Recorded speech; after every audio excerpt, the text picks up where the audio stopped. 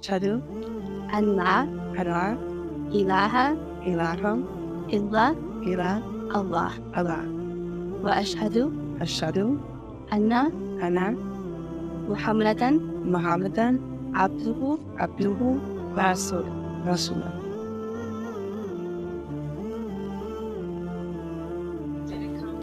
मेरी परवरिश बहुत मजहबी माहौल में नहीं हुई। मैं बहुत सख्त माहौल में बड़ी हुई। यह इतनी सख्त नहीं थी जितनी और जगह होती है, पर फिर भी बहुत अच्छे माहौल में मेरी परवरिश नहीं हुई। मेरी माँ एक एडिक्ट थी और उनकी अपने बच्चों को मारने पीटने की आदत थी। बदकिस्मती से मेरे पिता जब मैं 8 साल की थी तब गुज़र गए, इसलिए मैं अपनी दादी के साथ रही। मेरी दादी ने मुझे पाला पोसा और जितनी अच्छी परवरिश वो मेरी कर सकती थी उन्होंने की। मेरे माँ बाप मेरे साथ नहीं थे। दादी 2-2 नौकरियाँ करती थीं। ऐसे माहौल में मैं कुछ गलत दोस्त बना बैठी और वो लोग अच्छे काम नहीं करते थे।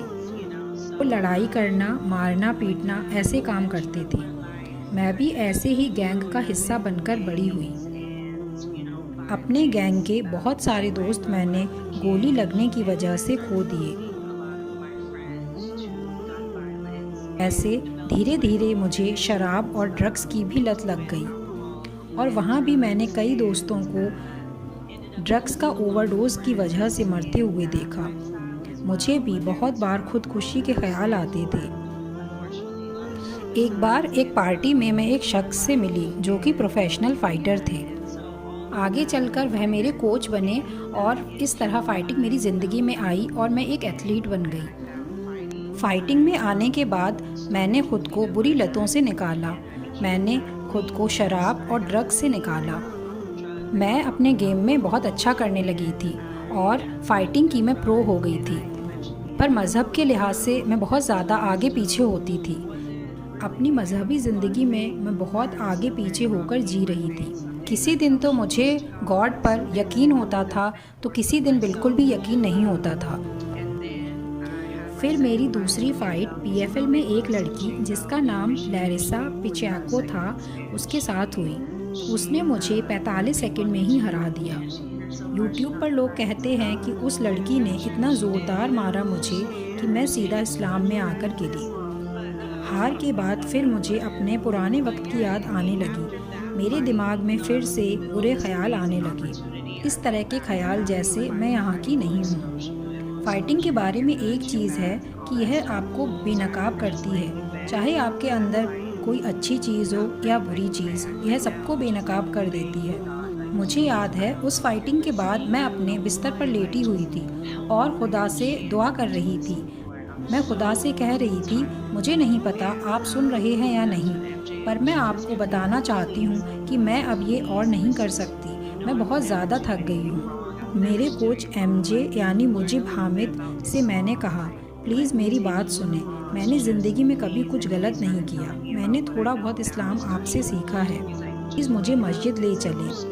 तब वह मुझे किसी चीज़ के बारे में बताने लगे। उस चीज़ को तहज्जुद कहते हैं, यह अब मुझे पता है। उन्होंने कहा, तहज्जुद का वक्त बहुत ख़ास होता है। आधी रात को तुम उठकर खुदा से दुआ करो। तुम जो भी मांगोगी खुदा वह तुम्हें ज़रूर देंगे। मुझे नहीं पता था वह क्या बोल रहे थे और जैसा मैंने पहले भी बताया है, मैं मजहबी माहौल से बिल्कुल नहीं थी, इसलिए मुझे नहीं पता था दुआ कैसे मांगनी है। उसके बाद पूरे हफ्ते मैं सुबह कभी 3:30, कभी 3:45, कभी 4 रोज़ाना उठने लगी। बिना अलार्म लगाए अपने आप आधी रात में मेरी आँख खुल जाती और जैसा एमजे ने कहा था कि ये बहुत ख़ास वक्त होता है, मैं दुआ या नमाज नहीं पढ़ती थी, पर वह वक्त मुझे बहुत अच्छा लगता था। और तब मैंने एमजे को मुझे एनसीसी ले जाने को कहा और वहाँ मैंने कलमा पढ़ा। इस बात को अब 8 महीने हो गए हैं। मैं फिर इस्लाम के बारे में सीखने लगी। मुझसे लगभग सभी लोगों ने कहा कि खुद पर बहुत ज़्यादा बोझ न डालना। मैंने कहा, क्या मतलब, मैं सिर्फ इस्लाम के बारे में सीखना चाहती हूँ। इस्लाम को खुदा के करीब पहुँचने का ज़रिया बनाना चाहती हूँ। बहुत सारी चीज़ें एक साथ करने से मुझे आखिर में लगने लगा मैं अच्छी मुसलमान नहीं।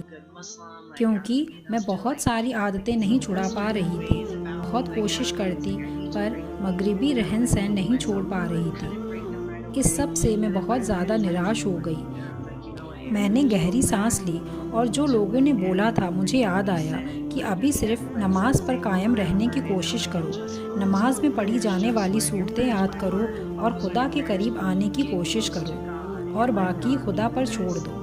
वह तुम्हें इस्लाम में लाएंगे, वह तुम्हें हमारे प्यारे नबी सल्लल्लाहु अलैहि वसल्लम के करीब लाएंगे और उन सब चीज़ों के करीब जो तुम्हें चाहिए। पर अभी सिर्फ नमाज पे कायम रहो। आज हालांकि मैं मुसलमान हूँ, फिर भी बहुत सी चीज़ों से आज भी मैं गुज़रती हूँ, चाहे वह परिवार से संबंधित परेशानियाँ हों और भी बहुत सी परेशानियाँ होती हैं। मैंने $1 मिलियन नहीं जीते तो पैसों से संबंधित परेशानियों से भी मैं गुज़रती हूँ, पर अब मैं सिर्फ खुदा पर यकीन रखती हूँ, खुदा का शुक्र करती हूँ। मैं सब करती हूँ और फिर खुदा पर पूरा यकीन रखती हूँ कि चाहे कुछ भी हो जाए, खुदा मेरे साथ है। पिछले 8 महीने बहुत अच्छे थे मेरे लिए। मैं अब बहुत ज़्यादा हल्का महसूस करती हूँ, जैसे कोई भार उठ गया हो और अब मैं बिल्कुल भी अकेला महसूस नहीं करती और मुझे अब लगता है मेरा एक मकसद है ज़िंदगी जीने का। पहले मैं मरने के नाम से बहुत डरती थी, बहुत ज़्यादा। यह बात मुझे रात को बहुत खौफ देती थी। अब जबकि मुझ में बहुत इल्म आ गया है, मुझे पता है ये ज़िंदगी इतनी मुश्किल क्यों है। मैं जान गई हूँ ज़िंदगी इतनी सख्त क्यों है। अब मुझे पता है दूसरी तरफ एक खूबसूरत जगह है जो हमारा इंतज़ार कर रही है। यह सब सोचकर अब मैं अपने अंदर बहुत ज़्यादा सुकून महसूस करती हूँ। क्योंकि मैं हमेशा से हर काम खुद करती रही हूँ, इसलिए अभी भी बहुत बार मेरे दिमाग में पहले अल्लाह का शुक्र नहीं आता। पहले यह नहीं आता कि ये अल्लाह का प्लान है, पर पहले यह आता है कि मैं इस परेशानी से कैसे निकलूँ। क्योंकि मुझे अभी भी पहले वाली आदत है। फिर मुझे याद आता है, नहीं, पहले मुझे अल्लाह का शुक्र करना है, अल्लाह पर यकीन रखना है। यह एक खूबसूरत एहसास है। अब मुझे पता है पैसा कुछ नहीं है, मैं मरते वक्त पैसा साथ नहीं ले जाऊंगी। जब मैं अल्लाह के पास जाऊंगी तो वो मेरे लिए इस दुनिया से बहुत बेहतरीन चीज़ें मुझे वहाँ पर अता करेंगे। Jannah has for me when I get there is more than anything that I could ever have.